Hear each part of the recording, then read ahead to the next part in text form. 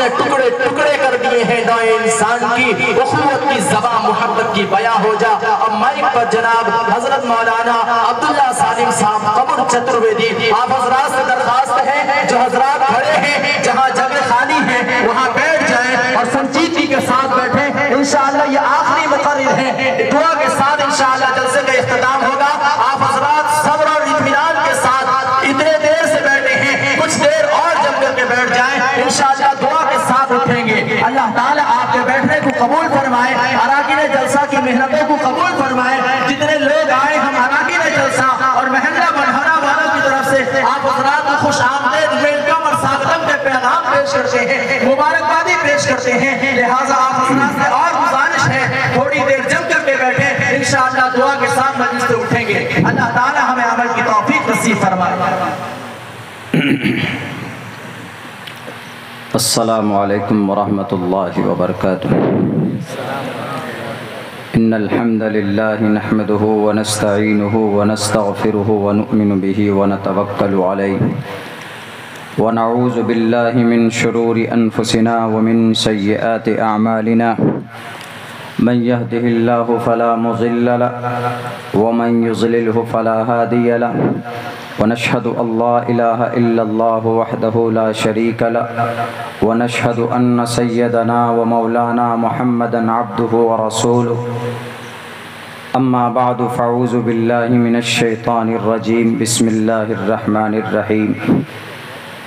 हुवल्लज़ी खलक़ लकुम मा फ़िल अर्ज़ि जमीअन व क़ाल अल्लाहु तबारक व तआला फ़िल क़ुरआनिल मजीद या अय्युहल्लज़ीना आमनू इज़ा नूदिया लिस्सलाति मिन यौमिल जुमुअह फ़स्अऊ इला ज़िक्रिल्लाहि व ज़रुल बैअ व क़ाल अल्लाहु तबारक व तआला व लक़द कर्रमना बनी आदम व हमलनाहुम फ़िल बर्रि वल बहरि व रज़क़नाहुम मिनत तय्यिबात। क़ाल अन्नबिय्यु सल्लल्लाहु अलैहि वसल्लम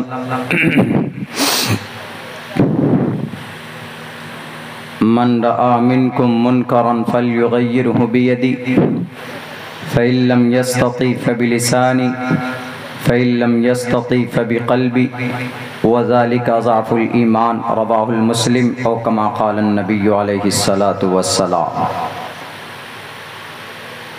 Praise be to Allah, peace and blessings on the Prophet of Allah subhanahu wa ta'ala, his descendants and all of his companions. We seek refuge in Allah from Satan the rejected and accursed. In the name of Allah, the most benevolent, the most compassionate, the most merciful. O my Lord, expand me my grace, ease my task for me, remove the impediment from my speech so they may understand what I say. यशाम न विद्या न तपो न दानम ज्ञानम न शीलम न गुणो न धर्मा ते मृत्युलोके भुवि भात भूता मनुष्य रूपेण मर्गाश्चरन्ति के हेत्वो ब्रह्मणतास्ति सत्संगतीर्थान विचारतोषा। जय हनुमान ज्ञान गुण सागर जय कपीस तेहु लोको जागर। रामदूत अतुलित बलदामा अंजनी पुत्र पवन सुत नामा। महावीर विक्रम बजरंगी सुमति निवारक कुमति निवार सुमति के संगी। कंचन वरन विराज सुबेशा कानन कुंडल कुंचित केशा। ओम शन्नो वरुणा शन्नो मित्रा शन्नो भवत्वर्यमा।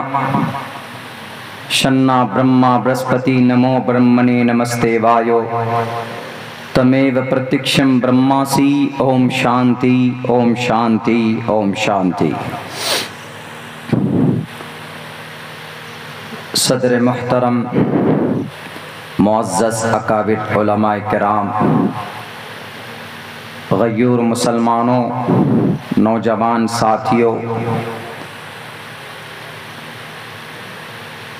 और हमारी समाज की इज्जतदार माँ और बहनों, अपने घरों में आसपास में बैठकर हमारे सनातन धर्मी भाई इस जलसे को सुनने वालों,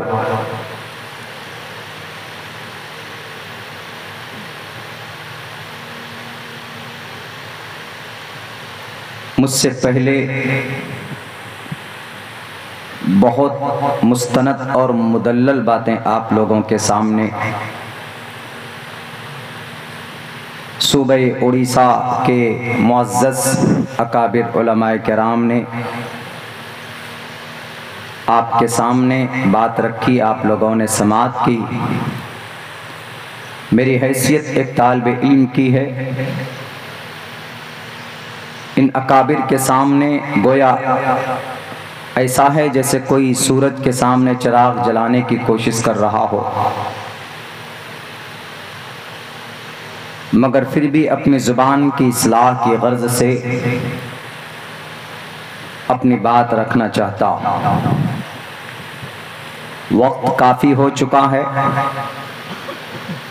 कभी ऐसा होता है कि जहन में बातें आती चली जाती है और मुतय्यना वक्त से भी कुछ देर आगे बढ़ जाते हैं। मेरी एक छोटी सी दरख्वास्त है कि आप मुझे लिखकर या किसी भी तरह हमें बता दें कि हमें अपनी बात कब ख़त्म करनी है, ताकि उस वक्त पर पहुंचने के बाद उससे आगे प्रोग्राम को न बढ़ाया जाए और प्रोग्राम बहुस्न खूबी इख्तिताम तक पहुँचे। हज़रात मोहतरम, दो तीन बातों की तरफ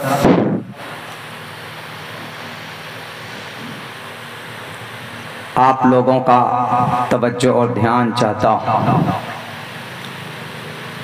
एक तो ये कि पूरी दुनिया में 10.5 अरब इंसान हैं। हर कोई किसी न किसी तरीके से अपने अल्लाह, अपने ईश्वर, अपने परमात्मा, अपने गॉड, अपने खुदा की इबादत करते। पर्टिकुलर हम मुसलमान हैं, हमारा भी एक तरीक़ा है, हमारे पास एक शरीयत है, हमारे पास एक ऑथेंटिक, एक मजबूत किताब है कुरान की सूरत में। और वो कुरान जिस ज़ात अक़दस पर नाजिल किया गया, पूरी दुनिया के जगत गुरु आखिरी नबी मोहम्मद रसूलुल्लाह सल्लल्लाहु अलैहि वसल्लम की पूरी ज़िंदगी भी हमारे सामने है। हम उनके तरीक़े के मुताबिक अल्लाह के हुक्म को सामने रखते हुए अपनी ज़िंदगी गुजारते हैं और अल्लाह की इबादत करते हैं।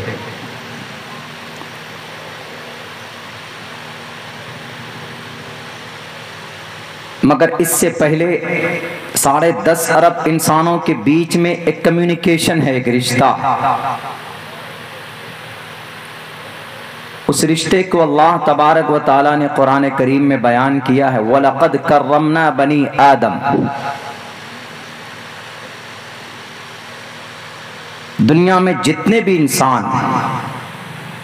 काउंटेबल है, गिन सकते हैं। जैसे हमारा एक आंकड़ा है, एक सेंसस का रिपोर्ट है कि 10.5 अरब इंसान इन इंटायर वर्ल्ड, पूरी दुनिया में। ये 10.5 अरब इंसान किन की औलाद है?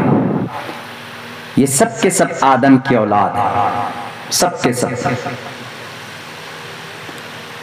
इसीलिए अल्लाह ने कुरान में बयान किया यकीन के साथ और ताकीद के साथ, वलक़द कर्रमना बनी आदम। हिंदू, मुस्लिम, जैन, सिख, बौद्ध, क्रिश्चियन ये बात की बात पहले इसके ऊपर बहस करते हैं।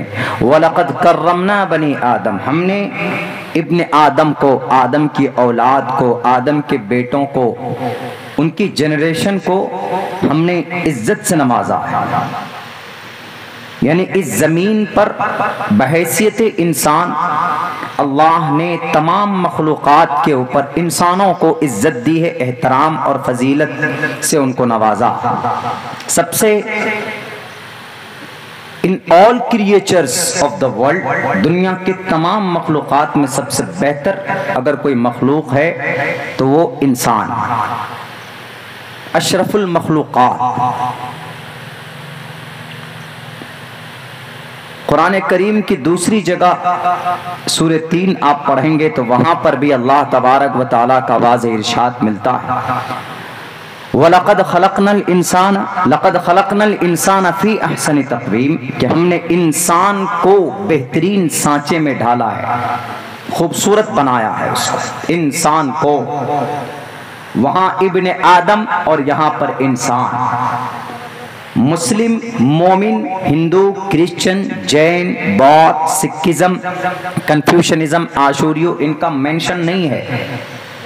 इंसान को बेहतरीन सांचे में ढाला है और उनको इज्जत से नवाजा है। अब उस इंसानों में अल्लाह के नजर में महबूब वो है जो अल्लाह को मानकर और अल्लाह के फरमान के मुताबिक जिंदगी गुजारता है, अल्लाह से डरता है। अल्लाह के नजदीक महबूब और मुकर्रम वही है, इन्न अक्रमकुम इंदल्लाहि अत्काकुम, मेरे नजदीक एक्सेप्टेबल पर्सन वही है जो मुझसे डरता है और जो मेरे खिलाफ जिंदगी नहीं गुजारता है। अब इन 10.5 अरब इंसानों में उस अल्लाह को एक मानना, उनके अहकामात को मानना, 10.5 अरब इंसानों में ओनली 1 अरब 98 करोड़ मुस्लिम है जो एक अल्लाह पर आस्था रखते हैं, अल्लाह के नबी को आखिरी नबी मानते हैं, कुरान को अल्लाह की आखिरी संविधान मानते हैं, कॉन्स्टिट्यूशन मानते हैं और उन पर अमल करते हैं। और उसके बाद जो कम्युनिज्म है, जो किसी खुदा को नहीं मानते, जो क्रिश्चियन जिनके अंदर 3 फिरके अलग अलग तरीके से अपने लॉर्ड को, अपने गॉड को मानते हैं, उस बहस में नहीं जाऊंगा मैं। यहूद और नसारा इफरात और तफरीद के शिकार हैं, कोई कमी करते, कोई ज्यादती करते। बिल्कुल मिडिल औसत दर्जे पर अगर कोई है तो वो 1 अरब 98 करोड़ वो मुसलमान है। हमारे इस भारत के अंदर हिंदू भाई हैं, उनके भी उनके अकीदे के मुताबिक उनका परमात्मा है, उनका खुदा है, उनका भगवान है, उनका ईश्वर है। गिन भी सकते हैं, किसी किसी किताब में काउंट किया गया है कि 33 करोड़ है, किसी में 3 करोड़ है, किसी में 3000 है, किसी में 30,000 है। उनका एक अपना उनका अकीदा है। वो अगर अलग बात है कि अपनी किताबों की रोशनी में वो खरे नहीं उतरते, लेकिन इतनी बात जरूर है, पूरी दुनिया के इंसान अपने मजहब से पहले, मजहब को एक तरफ रख दीजिए, उसके बाद एक रिश्ता बनाइए पूरी दुनिया में इंसानों के बीच में। किसका रिश्ता है? मानवता का, इंसानियत का रिश्ता है। जो धर्म को नहीं जानते, नहीं पहचानते हैं, वही धर्म की बात सामने लाकर लोगों को तकलीफ देते हैं, लोगों को ठेस पहुंचाते हैं, जैसे आजकल हो रहा है इस देश में और एशिया महाद्वीप में। हमारे मुसलमान होने को मुद्दा बना लिया जाता है, ये मुसलमान हैं, बस इनका जुर्म यही है कि ये कुरान, ये अल्लाह वाले हैं, ये दाढ़ी और टोपी वाले हैं, बस ये मुद्दा बना लेते हैं और ठेस पहुंचाते हैं, तकलीफ देते हैं, टोपियां उछालते हैं। कहीं रास्ते में जा रहे हैं तो वह आपको अलग अलग तरीके से टिप्पणी करते हैं, कमेंट्स करते हैं। हालांकि इसकी इजाजत ना तो इस्लाम में है और ना ही हिंदू धर्म में, ना क्रिश्चियन में, दुनिया की किसी भी ऑथेंटिक बुक में उसके धार्मिक आदमी को यह इजाजत नहीं दी गई कि किसी को आप तकलीफ पहुंचाए। एज ए इंसानियत, ह्यूमैनिटी, ह्यूमन बीइंग्स, इजाजत नहीं है। मैं अल्लाह के नबी की हदीस आपके सामने अभी रखूंगा, लेकिन उससे पहले मैं एक चीज को एक्सप्लेन करना चाहता हूं जो अभी मैंने पढ़ा। जरूरत नहीं थी, लेकिन मैं पिछले 2 दिन से इसके ऊपर मुझे कहा गया कि इन्हें इसके ऊपर रोशनी डालो, इसके ऊपर क्लियरिफाई करो। वो ये कि हमारे अजान को लेकर एतराज कुछ लोगों को है, तो इसीलिए हमने अजान, उसके बिल मुकाबिल में कुछ लोग हनुमान चालीसा का वर्णन करते हैं। तो मैं बताना चाहता हूं पहले कि अजान का क्या मतलब है, क्या अर्थ है, और यह अजान कब वजूद में आया, और उसके बाद फिर हनुमान चालीसा का क्या मतलब, क्या अर्थ है, हनुमान चालीसा कब पढ़ा जाता है, मैं वो आपके सामने पेश करना चाहता हूं। एक तरफ से चूंकि हमारे कुछ नौजवान हैं, बात समझ में नहीं आती, बस अपने नेताओं को खुश करने के लिए, अपने नकली खुदाओं को खुश करने के लिए आंख में पट्टी बांध लेते हैं, बस जो अपने डुप्लीकेट खुदा इनको कहता वही कर गुजरते। ये नहीं देखते हैं कि हमारा शास्त्र हमसे क्या कहता है, हमारा ईश्वर हमसे क्या कहता है, हमारा अल्लाह हमसे क्या कहता है, ये नहीं जानने की कोशिश करते। बस ऑर्डर आया और फौरन निकल गए सड़कों पर, माइक बांटना शुरू कर दिया, लाउड स्पीकर बांटना शुरू कर देते हैं। वो हर कोई इबादत करता है, इबादत खाना है, चर्च है, मंदिर है, गुरुद्वारा है, मस्जिद है, इबादत की जगह है। ये सब इबादत करने के लिए हर धर्म में कोई ना कोई एक साइन ऑफ सिंबल, पूजा अगर करेंगे तो घंटी बजाएंगे, नमाज पढ़ेंगे तो अजान देते हैं, चर्च में अगर प्रे करेंगे तो वहां पर भी बेल्स बजाया जाता है, यहूदी लोग हॉर्न बजाते, सारन बजाते हैं, हर किसी का। ऐसे ही मुसलमान अगर नमाज पढ़ता है, मुसलमान अगर अजान देता है, तो उस अजान का मकसद सिर्फ ये है कि नमाज का वक्त हो चुका है, आप नमाज पढ़ लीजिए, नमाज की तरफ आइए, कामयाबी की तरफ आइए। इसके अलावा अजान का कोई दूसरा और मकसद है ही नहीं बेसिकली। लेकिन जिन लोगों को मालूम नहीं है वो इस अजान पर एतराज करते नहीं। इस अजान में ये लफ्ज है अल्लाहु अकबर, अल्लाहु अकबर, अशहदु अल्ला इलाहा इल्लल्लाह। ये देखिए, अल्लाह के अलावा किसी की बंदगी न करने की बात की गई। इससे हमारे लॉर्ड का, हमारे परमात्मा का, हमारे भगवान का, हमारे ईश्वर का अपमान हो रहा है। अशहदु अन्ना मुहम्मद रसूलुल्लाह, मोहम्मद को अल्लाह का रसूल बताया जा रहा है। हमारे जो जितने भी अवतार आए उनको नकारा जा रहा है, उनका इनकार किया जा रहा है। इसीलिए हम इस अजान के विरोध करते हैं। कुछ लोग अननोन, जाहिल, अनपढ़, गवार, जो नहीं जानते, जो नर्सरी फेल, वो इस तरह के एतराजात करते और कहते हैं कि नहीं, इस अजान से नॉइस पोल्यूशन भी होती, ध्वनि प्रदूषण, वायु प्रदूषण, हवाओं में गंदगियां फैलती। वाह, पिछले 1450 साल से अजान होती थी, उससे कोई गंदगी नहीं फैल रही थी। अब क्या मुअज्जिन साहब जब अजान देते हैं तो मुंह में केमिकल डाल के अजान पढ़ते हैं क्या, कि जिससे हाँ नहीं केमिकल फैल रही है, लोगों को नुकसान और तकलीफ हो रही है, इसलिए अजान पर बैन लगाओ। अजान का मतलब सिर्फ ये, सूरह जुमा की एक आयत मैंने आपके सामने, एक टुकड़ा हमने पढ़ा, वगरचे जुमा के लिए, लेकिन या अय्युहल्लज़ीना आमनू इज़ा नूदिया लिस्सलाति मिन यौमिल जुमा, इज़ा नूदिया लिस्सलात मिन यौमिल जुमा, जुमे के दिन जब अजान दी जाती है तो फसाओ इला ज़िक्रिल्लाह, अल्लाह की इबादत के लिए, अल्लाह के जिक्र के लिए निकल पड़ो। वज़रुल बै', खरीदो फरोख्त को छोड़ दो। दुकान पे बैठे हो तो दुकान बंद कर दो, खेत में हल जोतते हो तो हल को बंद करके रोक कर आ जाओ नमाज पढ़ने के लिए। उसके बाद नमाज मुकम्मल करो, उसके बाद तब तुम निकल जाना अल्लाह की जमीन पर अपने रिज्क को तलाश करने के लिए। और कोई मकसद अजान का है? कोई मकसद अजान का नहीं है। खामखा ये अपने अगराज और मकासिद को मुकम्मल करने के लिए नमाज, अजान का मुद्दा कभी सामने ले आते हैं, कभी मीनारे का, कभी मस्जिद का मसला सामने लेकर आते हैं, वरना उनको हकीकत मालूम नहीं। अजान की इसका वजूद कब से?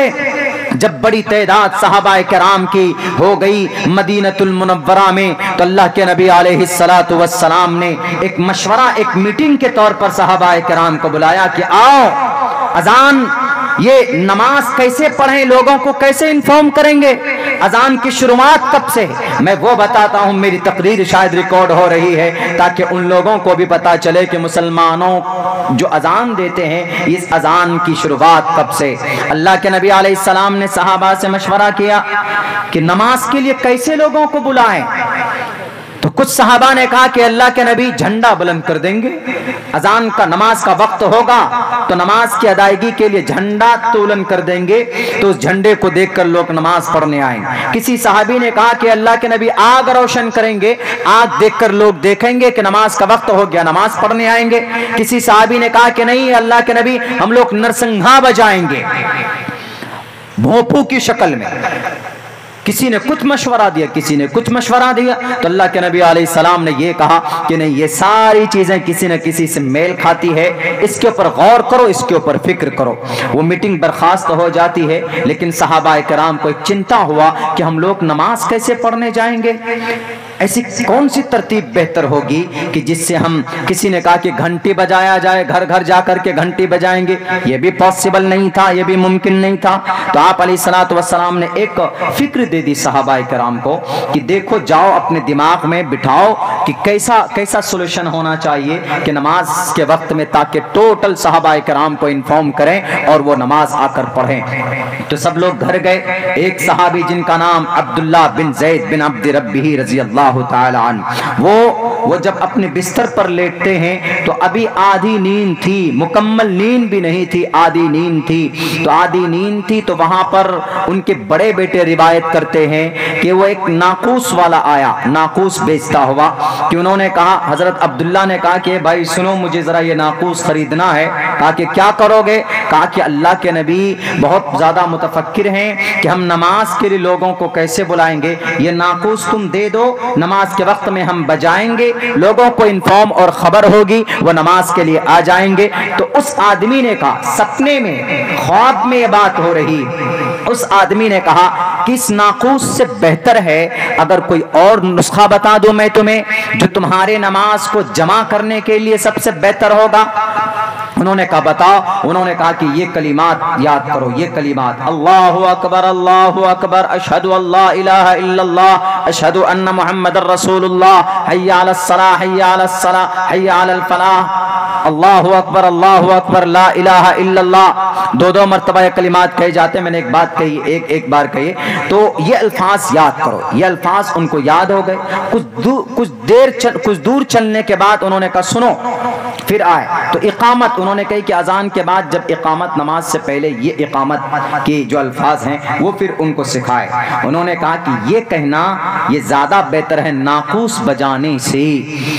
तो जैसे ही उनकी आंख खुली, फौरन उठकर अल्लाह के नबी के पास गए और कहा कि अल्लाह के नबी, मैंने ये सपना देखा है, ऐसा ऐसा मेरे साथ हुआ। तो अल्लाह के नबी ने कहा कि ये बिल्कुल सही है, ये बिल्कुल हक बात तुमने कही, यानी ये चीज अल्लाह की तरफ से है।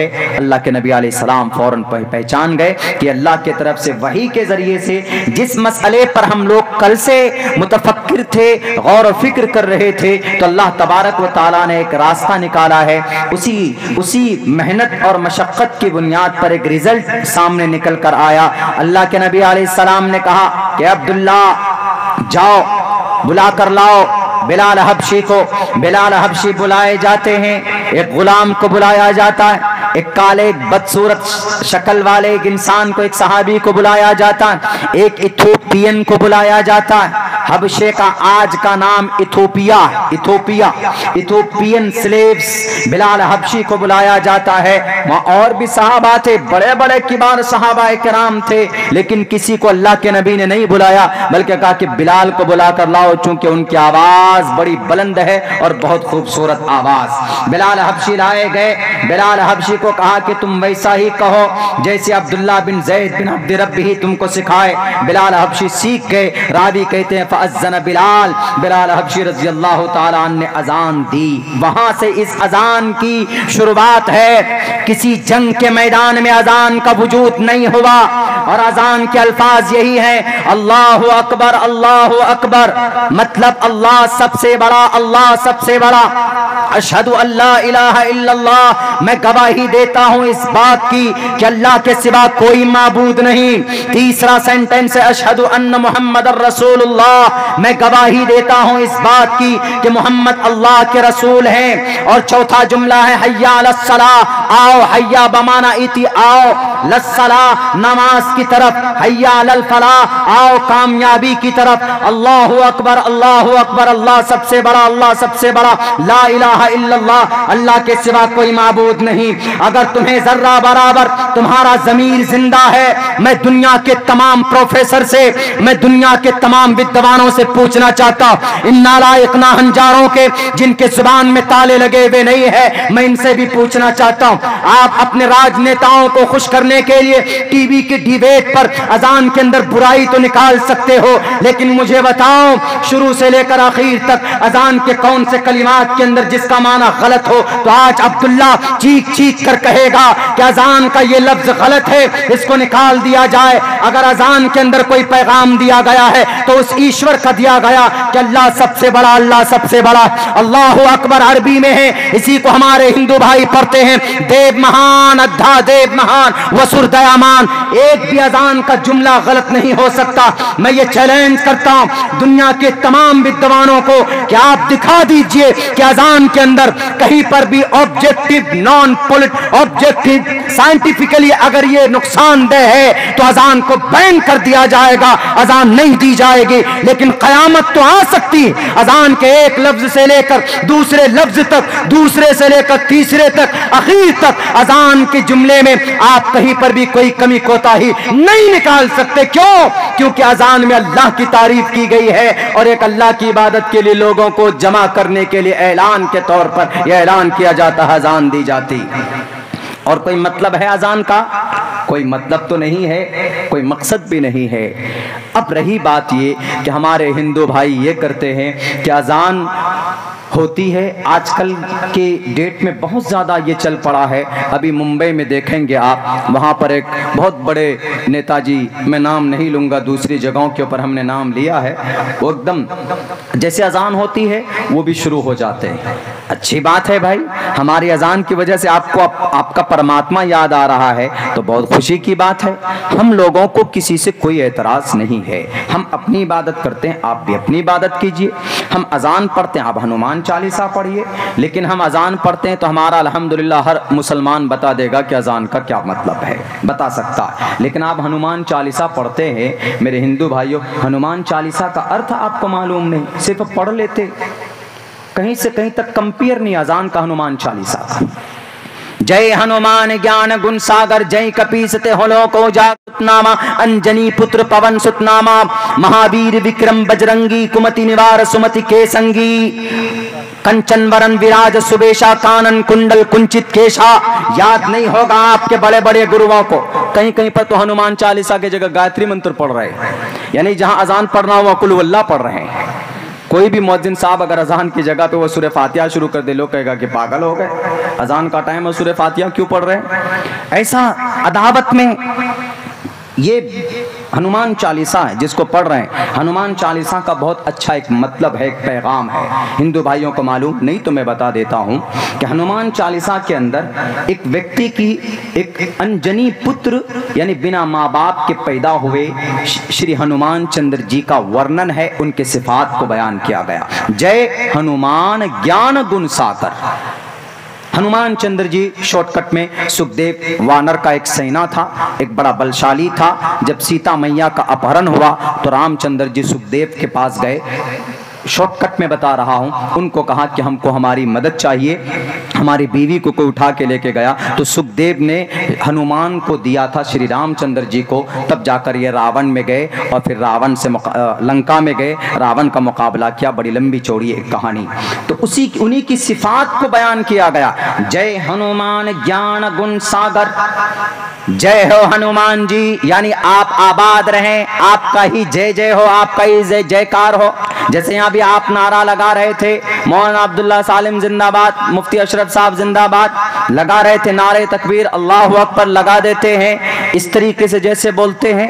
हजरत मुफ्ती साहब ने बाद में उसकी तशरीह की कि ये नारा कब कब लगाया जाता है, उलमा ज़्यादा बेहतर आपको समझा सकते हैं। तो एक एग्जाम्पल के तौर पर मैं समझा रहा हूँ। तो वहाँ पर कहा गया जय हनुमान ज्ञान गुण सागर, कि आपका जय हो, आप ज्ञान वाले हैं, आप गुण वाले हैं, आपको बहुत जानकारी है। उसके बाद आगे जय हनुमान ज्ञान गुण सागर, जय कपीस त्यों लोक उजागर, जय आपका जय हो कपीस, कपीस भी हनुमान जी का नाम, त्यों लोक उजागर, तीनों लोक में यानी भूलोक और भूलोक, स्वर्गलोक, नर्कलोक, तीनों जगह पे आपका जय जय है, आपकी तारीफ हो रही है। किनकी? हनुमान जी की। हनुमान कौन? एक व्यक्ति।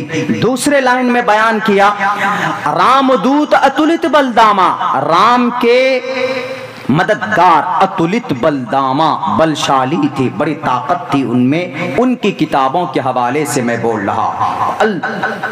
संजीवनी बूटी की जरूरत थी, लक्ष्मण बीमार थे तो गए, एक पहाड़ में नहीं मिला तो पूरे पहाड़ को उठाकर लेकर आ गए। इसीलिए कहा गया कि रामदूत अतुलित बलदामा, अंजनी पुत्र पवन सुत नामा। उसके बाद आगे क्या बयान किया गया? आगे बयान किया गया बहुत अच्छी मीनिंग, महावीर विक्रम बजरंगी सुमति निवार, कुमति निवार सुमति के संगी, महावीर बहुत ज्यादा वीर रखने वाला, विक्रम बजरंगी, विक्रम भी उन्हीं का नाम, बजरंगी भी उन्हीं का नाम, कुमति निवार, कुमति निवार, जिनके दिमाग में भूसा भर जाता था ये हनुमान उनके दिमाग से भूसा निकालते थे। इन लोगों के दिमाग में लेकिन भूसा भरा हुआ। मैं तो दुआ करता हूं अल्लाह से कि अल्लाह यही हनुमान चालीसा के वर्णन करने की वजह से इनके दिमाग से भूसा निकाल दे और अल्लाह इनको हिदायत की तौफीक दे दे। कुमति निवार वो ऐसे थे कि जिनके दिमाग खराब होते थे, सुमति उनके दिमाग को ठीक करते थे, सुमति के संगी जो अच्छे होते थे वो उनका साथ देते थे। और कहा गया कंचन वरन विराज सुबेशा, कानन कुंडल कुंचित केशा, घुंघराले बाल और पीले रंग के थे, बड़ी ताकत थे, हाथ में वज्र था। पूरे के पूरे हनुमान चालीसा पढ़ लीजिए, पूरे हनुमान चालीसा में सिर्फ हनुमान चंद्र जी की तारीफ है, किसी और की नहीं। और हमारे अजान में अल्लाह अकबर से लेकर ला इलाहा इल्लल्लाह तक किन की तारीफ है? अल्लाह की तारीफ है। एक तरफ अल्लाह ईश्वर की तारीफ और एक तरफ एक मनुष्य की तारीफ। नहीं कंपेयर कर सकते। राजनेताओं को खुश करने वालों, ये मत समझना कि नहीं जानते मैं एक तालिब इल्म हूं, रटा हुआ कोई वेदों के श्लोक नहीं पढ़ता हूं। अल्लाह के फजल से, अकाबिर की दुआओं से कोई मसला आता है तो आपकी किताबों से हम अपने कुरान करीम में जो इल्जाम लगाते हैं, कुरान करीम के अच्छाई को पेश करने की सलाहियत हमारे बच्चों में, हमारे उलमाए किराम के अंदर पाई जाती। अजान पर एतराज करोगे, अल्लाह तबारक व तआला का ये निजाम रहा है, जब भी कोई बातिल बनकर सामने आता है तो अल्लाह हक बनाकर किसी न किसी को सामने खड़ा करता है। मैं तो नहीं कहता है कि मैं हक बनकर आया हूं, मैं तो एक तालिब इल्म हूं। उलमाए दारुल उलूम देवबंद, उलमाए किराम के जूतियों के सदक़े में अल्लाह तबारक व तआला ने कुछ सीखने का मौका दिया है, सीखा है तो मैं उसको सामने रख रहा हूं। लोगों को बेवकूफ बनाना चाहते हो कि अज़ान के सामने हनुमान चालीसा पढ़ो, आप पढ़िए हनुमान चालीसा, आप पढ़िए गायत्री मंत्र, आप पढ़िए ब्रह्मा सूत्र, हमको कोई तकलीफ नहीं है। लेकिन अगर कहीं किसी के अजान के या किसी की मस्जिद पर जाकर लाउड स्पीकर उठाकर और इल्जाम लगाकर कि इस अजान के अंदर कलिमात ऐसे कहे गए कि हमारे परमात्मा की तौहीन की गई, नहीं, हमको अल्लाह पसंद है तो हम अल्लाह की इबादत करते। आपको श्री राम पसंद है तो आप रामचंद्र जी की इबादत कीजिए, हम कभी भी आपको बुरा नहीं कहेंगे, क्योंकि अल्लाह के नबी अलैहिस्सलातु वस्सलाम ने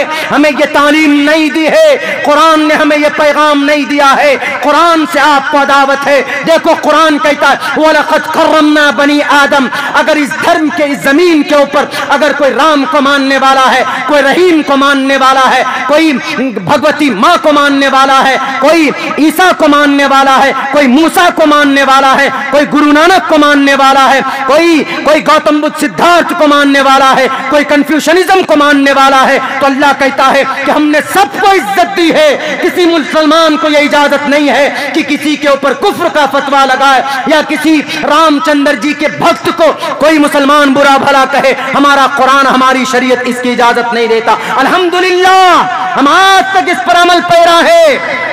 कहीं पर भी किसी को भी आज तक किसी हिंदू भाई को किसी मुसलमान ने बुरा भला कहा कह ही नहीं सकता, कभी उनकी बेइज्जती भी नहीं कर सकता। आज तक तारीख में ये बात है ही नहीं, पाई नहीं जाती। कहीं पर भी नाम लिया जाता है रामचंद्र जी का तो हम लोग प्यार से नाम लेते, श्री रामचंद्र जी। क्यों?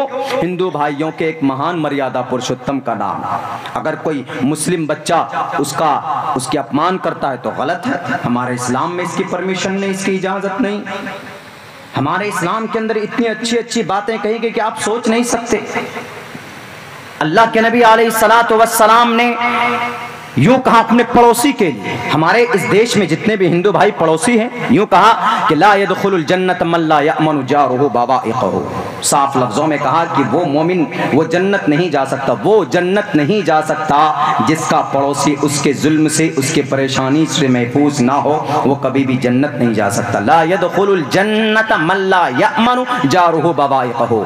अ person will not enter the paradise whose neighbor is not safe from his cruelties। उसके जुल्म से, अगर कोई मुसलमान है उसके पड़ोस में कोई हिंदू है, कोई क्रिश्चियन है, कोई जैन है, बौद्ध है, और ये सिर्फ इसलिए तकलीफ देता है कि नहीं ये तो क्रिश्चियन है, ये तो भगवान को मानता, अल्लाह को नहीं मानता, ये तो जैन है, गौतम महावीर जैन स्वामी को मानता, ये तो सिख है, गुरु नानक को मानता, हमारे अल्लाह को नहीं मानता, जिस पर जुल्म करो। नहीं, अल्लाह के नबी फरमाते हैं कि तुम जन्नत नहीं जा सकते। क्यों?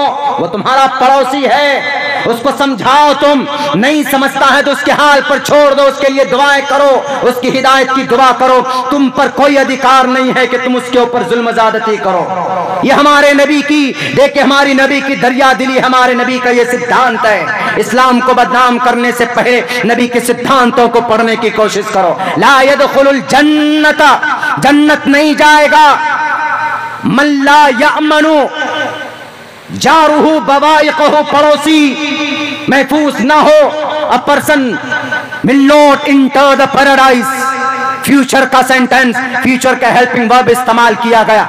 हुज नेबर, जिसका पड़ोसी, is not safe, is not safe, महफूज ना हो फ्रॉम हिज क्रूलिटीज, उसके जुल्म तशद्दुद से, तो वो इंसान, वो मुसलमान जन्नत का हकदार नहीं है, जन्नत में नहीं जा सकता है। किसी किताब में ये पैगाम? कैसे नबी हमारे अजान के जरिए से मारने काटने की इजाजत दे सकते? अजान के अंदर तो प्यार है, मोहब्बत है, एक ईश्वर की भक्ति की दावत है। क्या अजान हो गई लोगों? क्या हो मेरे हिंदू भाइयों? असल मसला यही है कि हमारे हिंदू भाई अपनी किताबों को पढ़ते नहीं। ये बड़े बड़े नेताजी लोग हो जाते हैं और ये अपने चेले चपाटे को लगा देते हैं कहाँ कि जाओ इस इशू के ऊपर थोड़ा माहौल गर्म कर दो, हिंदू वन साइडेड हो जाएंगे और हमको हमारी कामयाबी मिल जाएगी, ये मकसद होता। लेकिन उन नौजवानों को मैं कहना चाहूँगा, उन नौजवानों को मैं एक चीज़ पढ़कर सुनाना चाहता हूँ। मेरे नौजवानों, दिल के कान से सुनिएगा मेरी तकरीरों को। उन नौजवानों को मैं कुरान पढ़कर नहीं सुनाने वाला हूँ, मैं हदीस पढ़कर आपको नहीं सुनाने वाला हूँ। उन नौजवानों को जो अपनी खुदाओं को खुश करने के लिए अपनी जान, अपने हाथ में अपने जान को हथेली पर रखकर भारत के अंदर एक कम्युनिटी को, एक मुस्लिम कम्युनिटी को, माइनॉरिटीज को परेशान करते। आपका ईश्वर आपसे कहता, न ज्ञान यशाम न विद्या न तपो न धर्मा, यशाम न विद्या न तपो न धर्मा, ज्ञानम न शीलम न गुणे न धर्मा। बहुत अच्छा वो श्लोक और मंत्र है मनुस्मृति का। यशाम न विद्या न तपो न धर्मा, जिसके अंदर विद्या कला, न धर्मा, न धर्म हो, न गुणे न धर्मा, ज्ञानम न शीलम, ज्ञान ना हो, रहमो करम ना हो, अफ़ो दरगुजर ना हो, तो वो कैसा है? वो इंसान, वो लड़का कैसा है? वो इस जमीन के ऊपर, वो इंसान इस जमीन पर ते मृत्यु के भुवि भार भूता, कुरान का लफ्ज नहीं है, कुरान की आयत नहीं है, मनुस्मृति के श्लोक है, मजबूर होकर पढ़ना पड़ता है समझाने के लिए।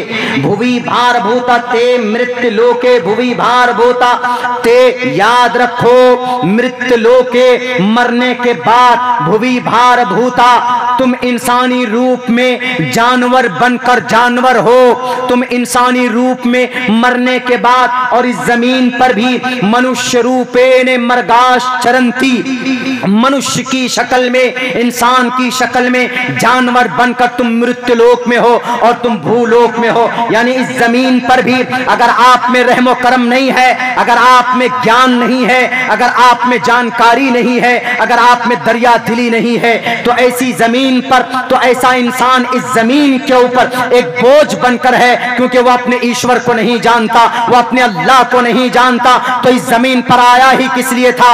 आया तो संविधान के मुताबिक, आया तो अपने ईश्वर के संविधान के मुताबिक उनको जानकारी हासिल करनी चाहिए और अपने ईश्वरीय ग्रंथों को पढ़ना चाहिए। तो फिर ऐसे इंसान का क्या होगा? हमारे नौजवान सोचते हैं कि आज हम नारा लगाएंगे, हमारे पीछे नेता लोग खड़े हैं, हम चले जाएंगे अगर थोड़ी देर के लिए जहन जेल में, तो जेल से बाहर आ जाएंगे। याद रखो, दुनिया के अंदर तुम जेल से बाहर आ सकते हो, लेकिन मरने के बाद ये नेता तुमको नहीं बचाएगा। ये मैं नहीं बोल रहा हूं, आपका मनुस्मृति आपसे मुखातब करके कहता है, नामुत्र ही सहायार्थ, नामुत्र ही सहायार्थ। जिस माता पिता कब चैतिष्ठ थे, आदमी मरने के बाद जब मर जाएगा, अपने ईश्वर के सामने खड़ा होगा, उसको एक नेकी की जरूरत पड़ेगी, तो वह अपने माँ के सामने दौड़ कर जाएगा, अपने बाप के सामने जाएगा कि अब्बा, आपने मुझे बड़े प्यार से पाला है, मुझे एक नेकी की जरूरत है, आप मुझे दे दीजिए। तो माँ बाप भी कहेगा कि नहीं बेटा, मैं तुम्हारी सहायत मदद नहीं कर सकता, क्योंकि मैं खुद परेशानी के आलम में मुबतला हो। नामुत्र ही सहायार्थ, नामुत्र ही सहायार्थ। माता पिता चैतिष्ठ थे, अगर वहां पर कोई चीज काम आएगी तो वह आपका ज्ञान काम आएगा, आपका धर्म काम आएगा, आपका अमल काम आएगा। यह अब्दुल्ला सालिम की जुबान है, लेकिन आपके ईश्वरीय ग्रंथ के उस श्लोक है। अल्लाह का कुरान भी कहता है, मुसलमानों, यौम यफिर्रुल मर्उ मिन अखीही व उम्मिही व अबीही व साहिबतिही व बनी लिकुल्लि इम्रिइन मिनहुम यौमइदिन शानुन युगनी वजूहुन यौमइदिन मुस्फिरा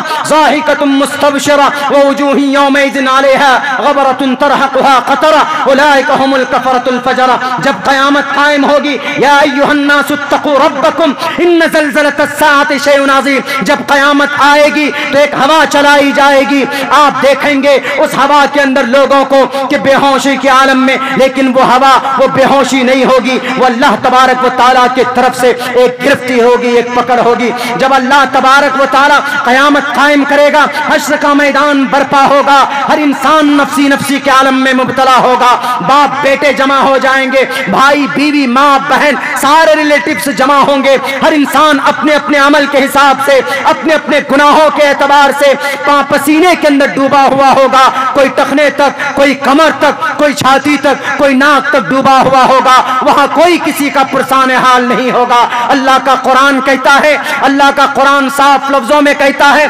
बाप को नेकी की जरूरत पड़ेगी, बेटे के तरफ नजर उठाकर देखेगा कि बेटा शायद मदद कर दे, बेटा भाग जाएगा। माँ को नेकी की जरूरत पड़ेगी, बेटी की तरफ नजर उठाकर देखेगी, बेटी भी नजर छुपाकर भाग जाएगी। शौहर को बीवी, बीवी शौहर से नफरतें करने लगेंगी। वहां तो हर इंसान नफ्सी नफ्सी के आलम में मुब्तला होगा। वहां पर नहीं होंगे ये मंत्री, ये संतरी, वहां पर नहीं होंगे ये सीएम, ये पीएम। दुनिया को, अपने दुनियावी जिंदगी को बर्बाद करने वाले जवानों, इन नकली खुदाओं को खुश करने में आप अपने असली खुदाओं को मत भूल जाना। मरने के बाद उस अल्लाह के सामने आपको हाजिर होना होगा। इसलिए मैं ये पैगाम देना चाहता हूं हिंदू भाइयों को भी, मुसलमान भाइयों को भी, हिंदू भाइयों को पर्टिकुलर तौर पर, इसलिए कि वो तो सोचते हैं कि हम अगर आज जेल चले जाएंगे, भगवा झंडा लगा देंगे किसी मस्जिद में, तो हमारे ये नेता हमको बचा कर लेकर आ जाएंगे। दुनिया में तो आ जाएंगे, मरने के बाद क्या करोगे? मरने के बाद तो ये नेताजी खुद मुर्गा बना दिए जाएंगे। आओ मार मार कर लाल कर दिया जाएगा इनका। इसलिए क्योंकि वहां पर कोई किसी का साथ नहीं देगा। ना मूत्र ही सहायात पिता माता चैतिष्ठ थे, ये और तकलीफ देते हैं, खामखा तकलीफ देते। मेरे मुस्लिम भाइयों, एक बात रुक कर यहाँ पर हम समझाने की कोशिश करते हैं आपको, वो ये तारीख जब आप पढ़ेंगे तो आपको महसूस होगा कि जब जब इस कौम में माइनॉरिटीज, मुस्लिम माइनॉरिटी के अंदर गफलत बढ़ती गई तो अल्लाह तबारक व तआला ने हर जमाने में किसी न किसी ऐसे जालिम बादशाह को मुसल्लत किया है इस कौम पर, याद दिलाने के लिए। भूल गए तुम, इंसान बनाया तुमको अपनी बंदगी के लिए, तुम कुरान को भूल गए, तुम शरीयत को भूल गए, तुम नमाज को भूल गए। याद दिलाने के लिए आज कोई किसी की मस्जिद पर अगर बुलडोजर किसी की मस्जिद पर चलाई जाती है, दुआएं करते हैं कि अल्लाह इन जालिमों के बुलडोजर को रोक दे, लेकिन हमारी दुआ जमीन से क्या, हमारी मुंह से भी बाहर निकलकर थोड़ी सी हाथ से आगे नहीं जाती, आसमान तक कैसे जाएगी अल्लाह के पास? क्यों? अंदरूनी एतबार से वी आर हेल्पलेस, हम खोखले हो चुके। नमाज भी पढ़ते हैं कुछ लोग, लेकिन चुगलखोरी करते हैं, गीबत करते। नौजवानों का बड़ा तबका देख लीजिए, बेनमाजी है। ईमान के बाद सबसे पहले किस बात को कहा गया? नमाज पढ़ो, अकीमुस्सलाह, नमाज कायम करो। हम लोग नमाज नहीं पढ़ते। एक बात याद रखिए, जब आप शरीयत से दूर होते हैं, अल्लाह का साफ फाइनल ऐलान है, साफ लफ्जों में, या अय्युहल्लज़ीना आमनू मन यर्तद्द मिनकुम अन दीनिही, जो मुसलमान, ए ईमान वालो, मैं जो आदमी तुम में से, जो कलिमा पढ़ने वाला तुम में से अपने दीन से भ्रूगर्दानी करेगा, नमाज पढ़ने में सुस्ती करेगा, चुगलखोरी करेगा, जिना के तरफ आगे कदम बढ़ाएगा, बेहयाई को आम करेगा, शादी के अंदर जहेज लेगा और बेपर्दगी होगी, तो ऐसी सूरत में मन यर्तद्द मिनकुम अन दीनिही फसौफा यकीनन अन करीब, सौफा सीन सौफा पढ़ेंगे उलमा जानते हैं, जब ये मुजारे पे दाखिल होता है तो करीब का माना देता है। हमने पढ़ा था अपने नौ सर्फ के जमाने में, तो अभी तक याद है। सौफा फसौफा यअतिल्लाहु बिकौमिन, अल्लाह ऐसी कौम को लाएगा जिनसे वो अपना काम करेगा और अल्लाह तबारक, अल्लाह उनसे मोहब्बत करेगा, अल्लाह वो उनसे मोहब्बत करेंगे। देखिए अभी हमारे बिहार में जहेज हम लोग बहुत लेते हैं, डिमांड करके लेते हैं। हमारा बेटा इंजीनियर है तो हमको 4 व्हीलर चाहिए जी, बेटा हमारा मास्टर है तो हमको खपाची गाड़ी चाहिए, हमारा बेटा फला है जॉब में है तो हमको 5 लाख रुपए चाहिए बेटे के बिजनेस को और आगे बढ़ाने के लिए। ये डिमांड होता, ये होती हमारे माशरे में, जबकि हम सब जानते हैं कि जहेज it is a bad habit, it is not allowed according to the Islamic शरिया। ये इजाजत नहीं है, इसकी परमिशन नहीं, लेकिन हम लोग धड़ल्ले से लेते हैं। पूरी दुनिया के अंदर देख लीजिए आप सर्वे करके कि जहेज की बीमारी तकरीबन हर मुल्क के अंदर है, कहीं ज्यादा है तो कहीं कम है, लेकिन है जरूर है। जहेज लेते, हमने जहेज को जायज समझा तो अल्लाह तबारक व तआला ने कहा जाओ, मुझे तुम्हारी जरूरत नहीं है, मैं खड़ा कर दूंगा नीतीश कुमार को। बिहार के सीएम खड़े हैं जो जहेज को गैर कानूनी करार देकर उन्होंने भाषण भी दिया है और उन्होंने कहा कि जहेज प्रथा गलत है, जहेज लेना पाप है, जुर्म है। कौन है नीतीश कुमार? कोई अल्लामा है, कोई अल्लामा जमा है, कोई शेखुल हदीस है, कोई मोहतमिम साहब है कि नहीं जनाब वो तबलीग कर रहे हैं? नहीं, हमारे हिसाब से, हमारे अकीदे के हिसाब से उनका अकीदा अलग है, उनका कॉन्सेप्ट अलग है, उनके ईश्वर 33 करोड़ है, उनका मंत्र कलीमा अलग है, उनकी नमाज का तरीका अलग है, उनकी पूजा का तरीका अलग है। लेकिन जब हमने जहेज लेना शुरू किया तो अल्लाह तबारक व तआला ने गैरों को खड़ा किया कि नहीं, मुसलमान तो बेखबर हो गए, छोड़ो इन मुसलमानों को, हमें जरूरत नहीं है इनकी, हम गैर को खड़ा कर देंगे। अल्लाह ने नीतीश कुमार को खड़ा करके उनसे जहेज के ऊपर देखिए काम ले रहा है। अगर कोई जहेज ले रहा है शादी में तो रिपोर्ट कर दीजिए, उसके हाथ में हथकड़ी लगाने के लिए पुलिस भेज देता है। बताइए, जो काम हम लोगों को करना था वो कर रहे हैं। शराब की पाबंदी हम में होनी चाहिए थी ना, कि नहीं मुस्लिम मुआशरे में कोई भी नौजवान शराब नहीं पिएगा, लेकिन हमारी छोड़कर शराब के ऊपर बैन कौन लगाया? वो लगाया बिहार के सीएम साहब ने। आपके उड़ीसा के सीएम साहब तो माशाअल्लाह बहुत गुड हैं, अल्लाह उनको हिदायत की तौफीक दे और अमन और सुकून का माहौल बनाए रखने की तौफीक दे, दुआ करते। लेकिन देखिए अखियार से अल्लाह काम ले रहा है कि नहीं ले रहा है। हम लोग लाख तकरीर करते हैं, फिर भी हमारे मुस्लिम रात को टुन्न होकर पड़ जाते। शादी ब्याह होती है, डायरेक्ट बात तो नहीं करेंगे, लेकिन जो मीडिएटर होता उसको कह देंगे कि ज़रा देखिएगा बेटा जॉब में है, कुछ अच्छा हो जाए तो बेहतर होगा, उधर से कर लेते। मेरे भाइयों, बस ये बात जहन में बैठा लीजिए कि जब हमारे एतबार से, हमारी तरफ से शरीयत में कोई कमी होती है, जब हम शरीयत से दूर होते हैं, जब हम अपने झुंड से बाहर निकल जाते हैं, तो फिर चरवाहा जो होता है ना, चरवाहा, तो फिर वो एक मिसाल मशहूर है कि पहले ज़माने के अंदर कि बकरियों के रेवड़ को एकजुट करने के लिए कुछ कुत्ते होते थे। कुत्ते, अगर कोई बकरी इधर से उधर चले जाए तो उनको एकजुट झुंड में लाने के लिए उन कुत्तों को छोड़ दिया जाता था।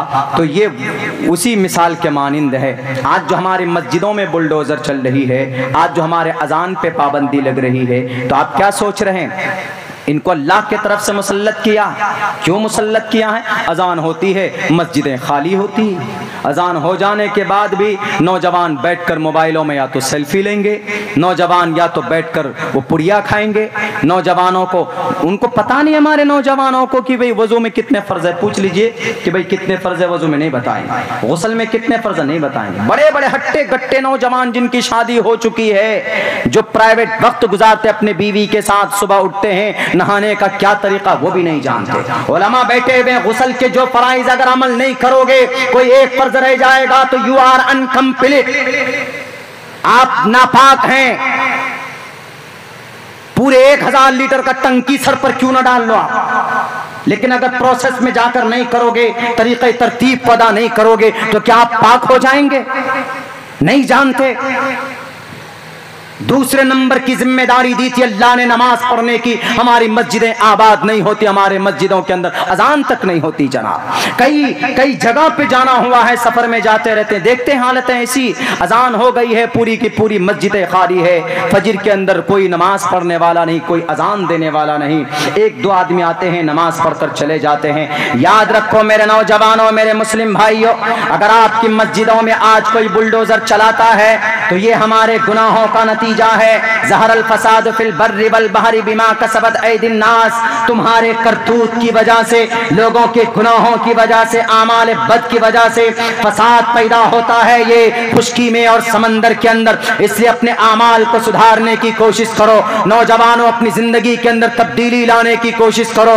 नौजवानों, अपनी जिंदगी, अपनी जवानी की अहमियत को समझो। अल्लाह के नबी अलैहि सलाम ने अल्लाह तबारक व तआला को आपकी जवानी की इबादत ज्यादा पसंद है। मैं सलाम पेश करता हूं, मैं मुबारकबाद देना चाहता हूं इस बस्ती के नौजवानों को और जवानों को, जिन्होंने मेहनत मशक्कत करके ये खूबसूरत जलसा सजाया है। लेकिन ये जलसा जभी कामयाब होगा जब आप अपने अमल के अंदर तब्दीली पैदा करेंगे। कल से अपनी जिंदगी के अंदर जो बातें आपने कुरान और सुन्नत की सुनी है उस पर अमल करने की कोशिश करेंगे, तो आप तब समझिए कि हमारा जलसा कामयाब हुआ। वरना मैं 16 तकरीबन 800 किलोमीटर दूर से चलकर आया हूं और तकरीबन 1900 किलोमीटर दूर का कल का सफर, यहां से कलकत्ता, वहां से लखनऊ, मुझे आज 10 तारीख के प्रोग्राम में पहुंचना है। वरना मेरा भी सफर बेकार, आपकी मेहनत भी बेकार। इसीलिए जो बातें बताई गई, एक चीज तो ये कि हमारे जितने भी जिम्मेदार हैं, हमारे मुस्लिम माए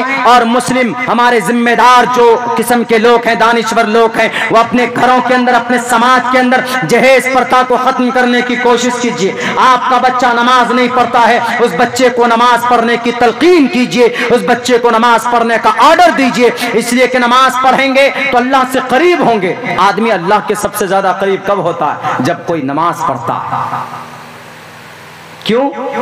क्योंकि आदमी नमाज जब पढ़ता है तो सजदा करता है, सजदा, और सजदे की जो घड़ी होती है ना वो अल्लाह तबारक व तआला को बहुत पसंद, अल्लाह के नज़दीक सबसे पसंदीदा अगर घड़ी कोई है, अल्लाह पसंद करता है बंदे के किसी फ़ैल को तो सजदे को ज़्यादा पसंद करता है।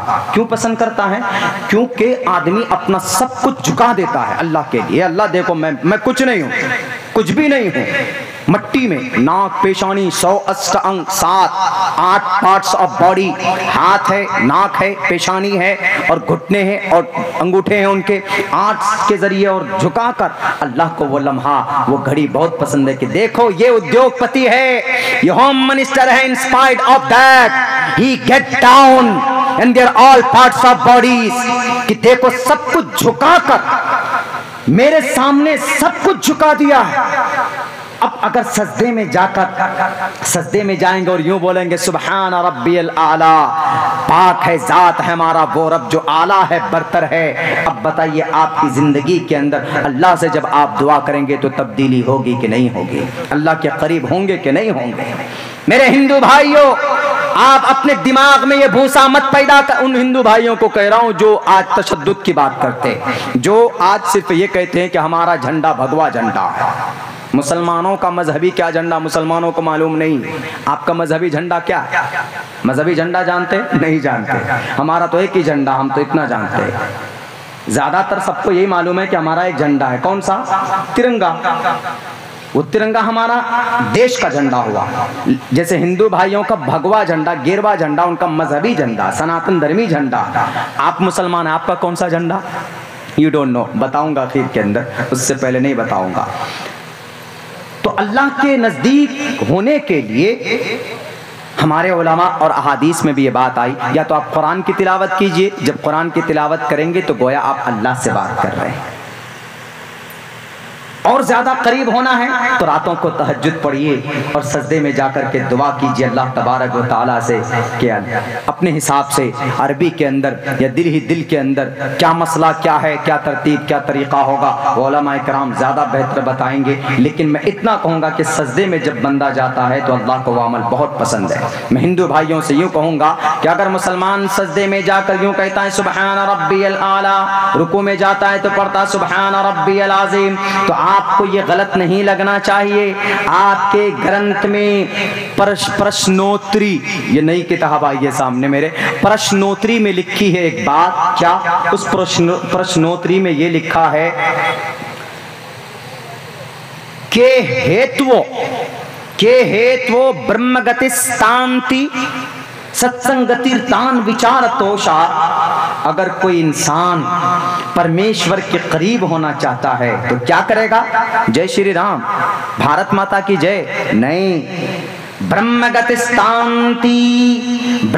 स्थान्ति विचार तोषः के हेतुवो ब्रह्मगति स्थान्ति सत्संगतिर्तान विचार तोषः। प्रश्नोत्तरी का ये मंत्र, इसमें कहा गया कि अगर कोई मनुष्य ईश्वर के करीब होना चाहता है, ईश्वर को पाना चाहता है, तो उस ईश्वर के स्वरूप का, उस ईश्वर के सिफात का तज़किरा करे, मनन करे, जिक्र करे उनका, यानी ईश्वर का गुणगान करे। यानी ईश्वर, अगर मुसलमान है तो अल्लाह अल्लाह करे, मुसलमान है तो कुरान पढ़े, अगर हिंदू है, अगर राम को परमात्मा मानता है तो राम राम करे, और राम राम कोई करेगा तो अगर डाकू होगा तो भी वो वाल्मीकि बन जाएगा। रत्नाकर चोर थे, डाकू थे, लूटते थे, लेकिन जब वो राम राम राम राम पढ़ने लगे, जय श्री राम नहीं, राम राम राम, यानी इस हैसियत से कि राम परमात्मा है, राम ईश्वर है, इस हैसियत से राम राम बोलने लगे। पुरुषोत्तम का नाम जपने से वो एक महान ज्ञानी बन गए, वो एक वाल्मीकि बन गए, और वाल्मीकि बनने के बाद उन्होंने राम भगवान के ऊपर पूरी की पूरी किताब लिखी। कोई भी अब उनको डाकू कह के नहीं बुलाता, बल्कि कोई भी बुलाता है उनको तो उनको रत्नाकर वाल्मीकि कह के बुलाता है, यानी महान इंसान। हिंदू भाइयों, मैं आपको मेरे अकीदे के हिसाब से नहीं समझा रहा हूं, आपको आपके अकीदे के हिसाब से समझा रहा हूं कि अगर आपको ईश्वर को प्राप्त करना है तो अपने ईश्वर के नाम को जपिए, अपने ईश्वर के सिफात का मनन कीजिए, जैसा कि इस मंत्र में कहा गया साफ लफ्जों में के हेतु ब्रह्मणतास्ति सत्संगतिर्दान विचारतोषः। सत्संगति, सत्संग करो। सत्संग क्या होता है? सत्संग, सत अलग है, संग अलग। सत माने सच्चाई, संग मतलब यूनिटी, यानी एक मजलिस, एक जलसा करो। सत्संगतिर्दान विचारतोषा, उसके अंदर विचार करो।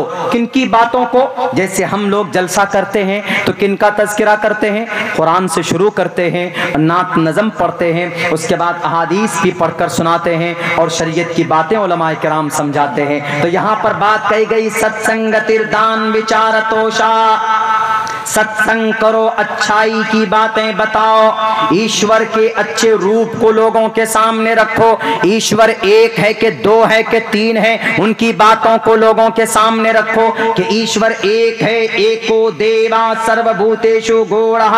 उस ईश्वर के अनेक नाम हैं। शन्नो ओम, शन्नो ओम आकार मकार सकार, ओम शन्नो वरुणा, वही वरुण है। शन्नो मित्रा, वही मित्रा है। शन्नो मित्रा भवत वर्यम, शन्ना ब्रह्मा बृहस्पति, ब्रह्मा भी वही है, बृहस्पति भी वही है। नमो ब्रह्मणे, हम नमन करते हैं उस ब्रह्मा का, उस पालने, उस पैदा करने वाले का। नमो ब्रह्मणे नमस्ते वायो तमेव प्रत्यक्षम ब्रह्मासी। और पूरी दुनिया के इंसानों उस परमात्मा की विशेषताओं का जिक्र करके उनके सामने ही नमन करो, उनके सामने ही अपनी मुकद्दस पेशानी को झुकाओ, यानी सजदा करो।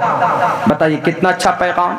लेकिन बात वही आती है ना, राजनेताओं को खुश करने के लिए न इधर देखते हैं न उधर देखते हैं, बस भारत माता की जय, जय श्री राम का नारा लगा देते हैं। रामचंद्र जी की चरित्र उनकी किताबों के हवाले से देखेंगे तो बहुत अच्छे अच्छे काम उनके रहे। कहीं पर भी किसी भी ज़माने में किसी भी इलाके में किसी मस्जिद को नहीं तोड़ा या किसी इंसान को ठेस नहीं पहुंचाया। आप ज़मीन पर रहेंगे किसी को ठेस पहुंचाएंगे, आप सोचेंगे कि हम दुनिया के सबसे अच्छे इंसान।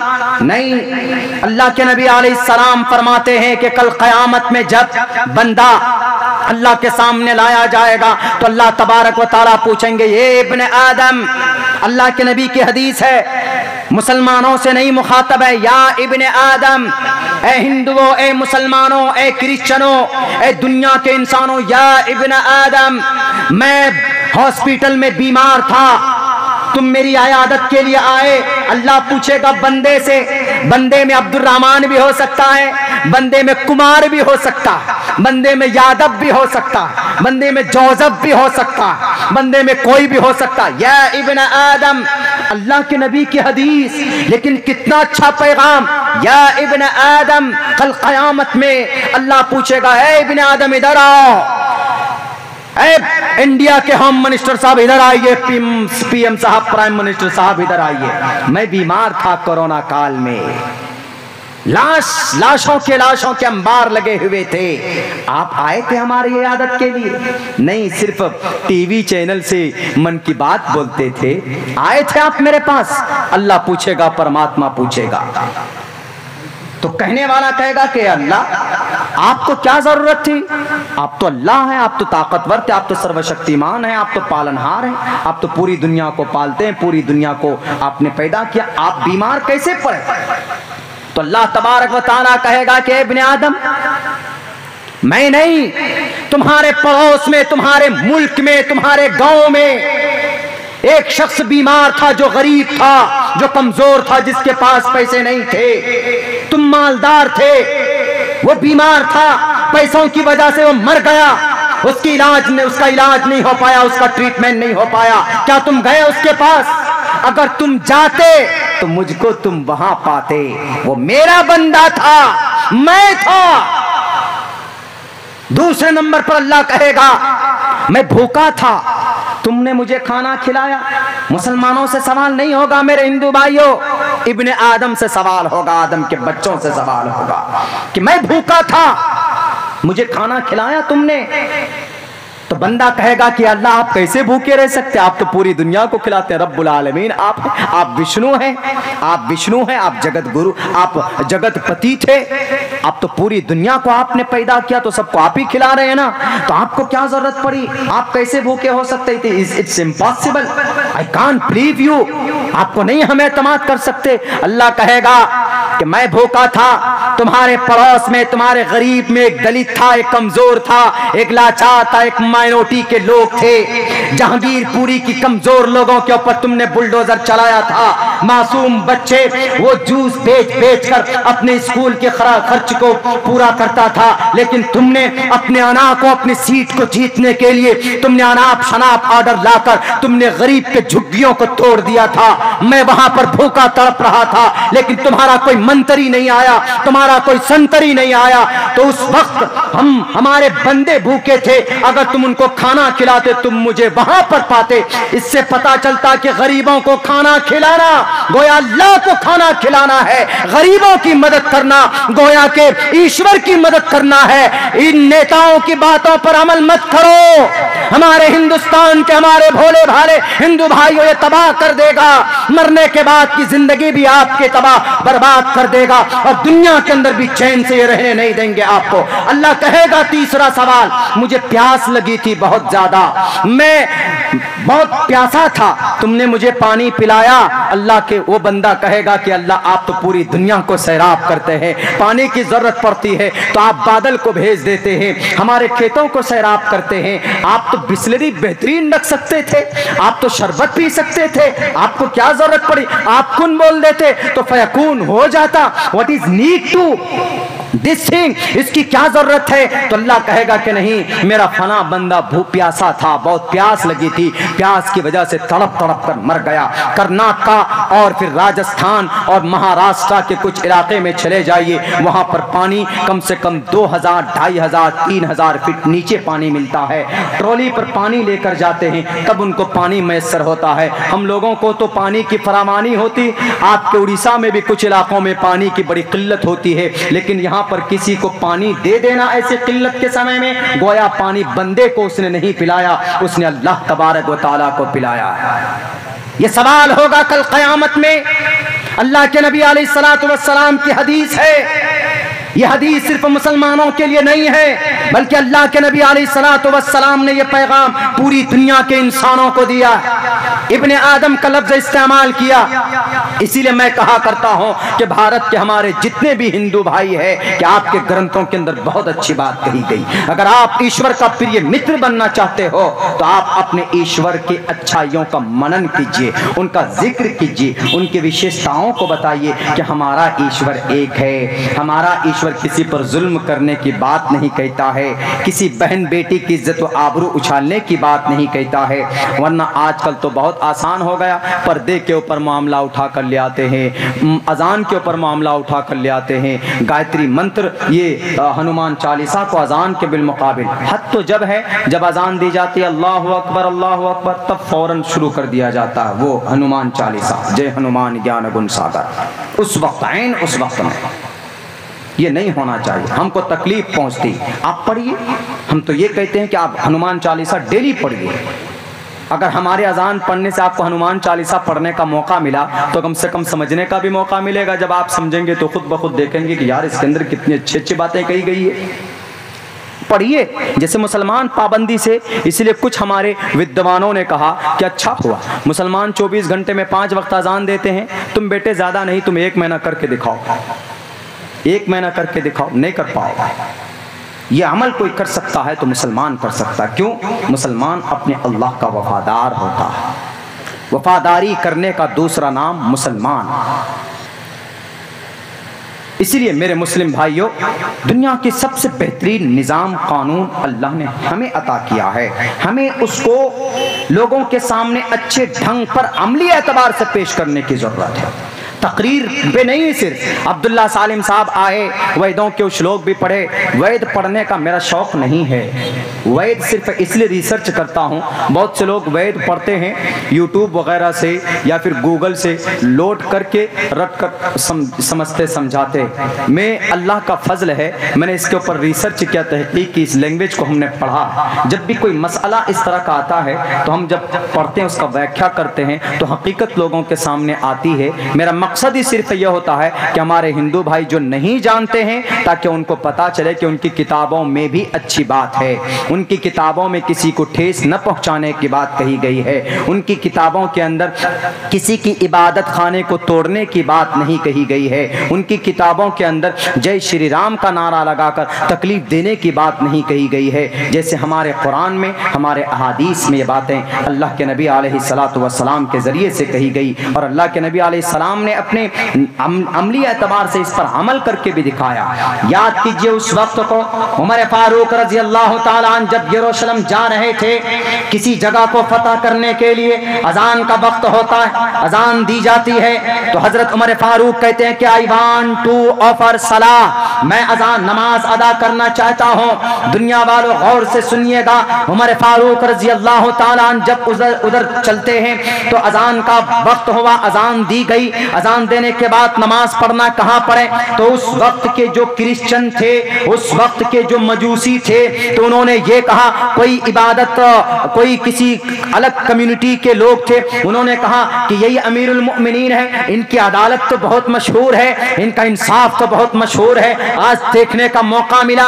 उन्होंने कहा कि उमर फारूक आइए, हम आपको कब से देखना चाहते थे, आइए हमारा ये चर्च है, आप नमाज पढ़ना चाहते हैं ना, आइए चर्च के एक हिस्से पे आप नमाज पढ़िए, हम आपको इजाजत देते हैं। उमर फारूक ने क्या कहा, दुनिया वालों याद रखना मेरी इन बातों को, सुनना और फिर तहकीक करना मेरी इन बातों को। जो इल्जाम लगाते हो ना कि बड़े बड़े बादशाह आए, मंदिर को फतह किया, मंदिर को तोड़ा, क्रिश्चियन की चर्चों को तोड़ा, गुरुद्वारे को तोड़ा, इस्लाम के धर्म को बदनाम करने के लिए ये इल्जाम लगाते हो। अगर मंदिर तोड़कर मस्जिद बनाई जाती या चर्च को तोड़कर मस्जिद बनाई जाती तो उमर फारूक का ये जवाब सुनना। उमर फारूक रज़ी अल्लाह ताला अन्हु ने कहा कि नहीं भाई, तुम मुझसे मोहब्बत करते हो, बहुत अच्छी बात है, लेकिन मैं तुम्हारे चर्च में, मैं तुम्हारे इस गिरजा घर में नमाज नहीं पढ़ूंगा, क्योंकि अगर मैं नमाज पढ़ूंगा तो मेरे सहाबी भी नमाज पढ़ेंगे, मेरे सहाबी नमाज पढ़ेंगे, कल चलकर हमारे सहाबाए किराम ये कहेंगे कि उमर फारूक ने नमाज पढ़ी इनके चर्च पर,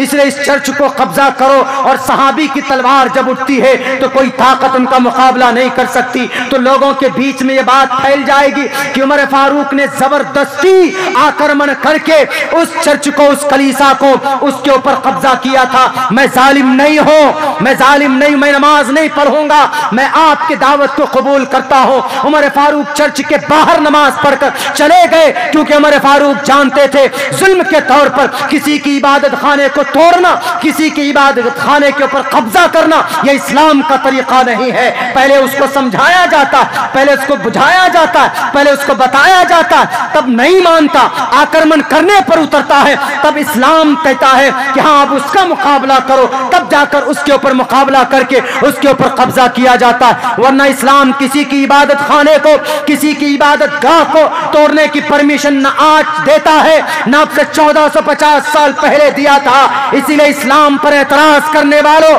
कि मस्जिद बनते हैं मनादिर को तोड़कर, मंदिरों को तोड़कर, ये गलत हिस्ट्री है, ये गलत रिवायात है। याद करो तारीख को, तारीख नहीं बल्कि हकीकत है। इंडोनेशिया में कितने मुसलमान? 90% मुसलमान। वहां पर हमारे हिंदू भाई कितने हैं? 2% हिंदू भाई है। तो वहां पर 90% मुस्लिम है और 10% में से 2% हमारे हिंदू भाई। तो टोटल मंदिर कितने हैं वहां पर? तकरीबन 11,000 मंदिर है। कहां पर? इंडोनेशिया में। दुनिया के अंदर सबसे बड़ी आबादी मुसलमानों की अगर कहीं पर है तो वह इंडोनेशिया के अंदर। तो वहां पर हिंदू भाई कितने? 2%। मंदिर उनके कितने? 11,000।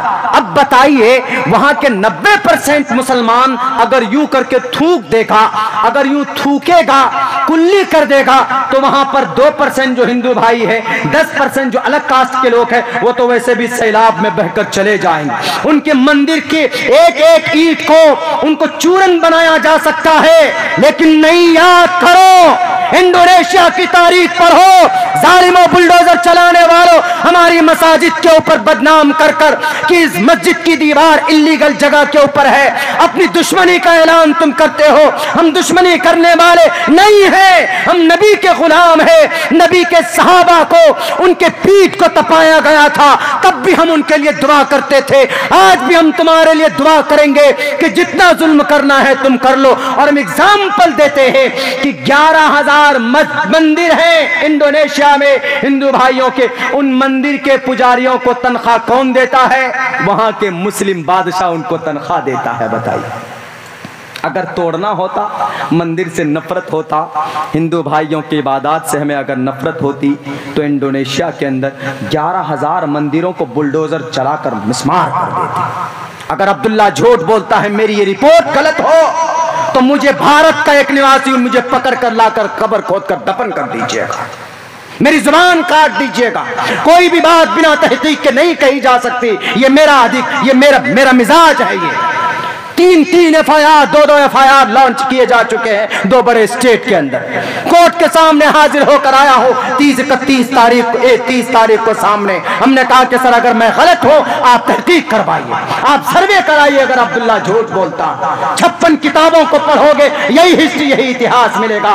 देखिए अगर है कि नहीं है 11,000 मंदिर वहां पर। उन मंदिर में हिंदू भाइयों का प्रोटेक्शन अगर कोई करता है तो वहां कर मुस्लिम पुलिस और मुस्लिम राजनेता करता है उनकी हिफाजत। यह है इस्लाम। ये सिर्फ एक एग्जाम्पल। 13 करोड़ हिंदू भाई भारत से बाहर दूसरे मुस्लिम कंट्रीज में रहते हैं। अगर मुस्लिम कंट्री के लोग इनसे दुश्मनी करते, कुवैत है, दुबई है, अरब कंट्रीज, हिजाज है, कतर है, इन सब जगहों के ऊपर हमारे हिंदू भाई जाते हैं।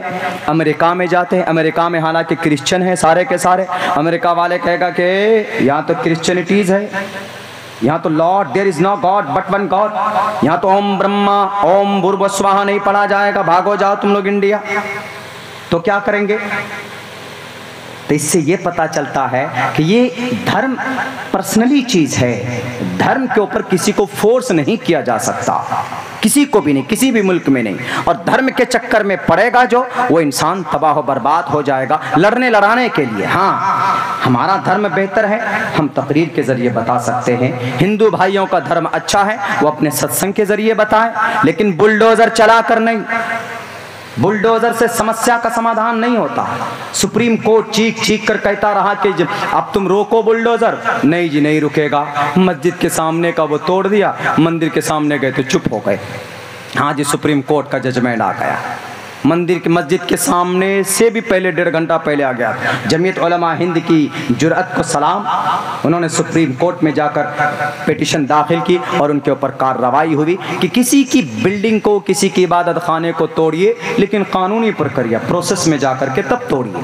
अब मैं अगर गलत हूँ तो मुझे पहले समन्स आए, जैसे कोर्ट से समन्स आते हैं। समन्स आएगा कि मौलाना अब्दुल्ला आपकी ये स्पीच हेट स्पीच है, आपने ये जुर्म किया है, आपने फला जगह चोरी की है, तो आपका क्या कहना? सफाई का मौका मिलता है, तब हम लॉयर करेंगे, तब हम जाएंगे, हम भी अपना जवाब दाखिल करेंगे। तब ना आए अचानक फट से आंख बंद करके हथकड़ी लगाई, जाकर जेल में डाल दी, उसके बाद कहना है कि मौलाना आपने फला जगह चोरी की। ऐसा तो नहीं होता, ये प्रक्रिया नहीं है कानून।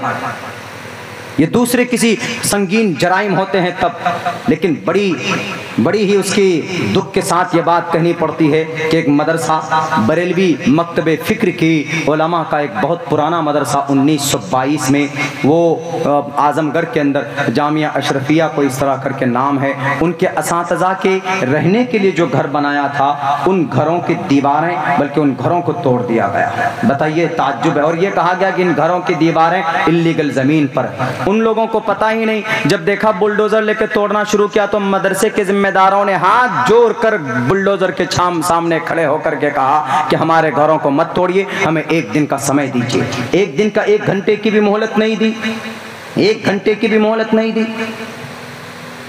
अल्लाह ने आपको ताकत दी, अल्लाह ने आपको कुर्सी दी है। उत्तर प्रदेश के लाल बुजक्कर साहब और भारत के हमारे बड़े लीडर साहब, बहुत अच्छी बात है, आप रहें, आप क़यामत तक उसी, आप मरते दम तक उसी कुर्सी पर रहें आप, अच्छी बात है।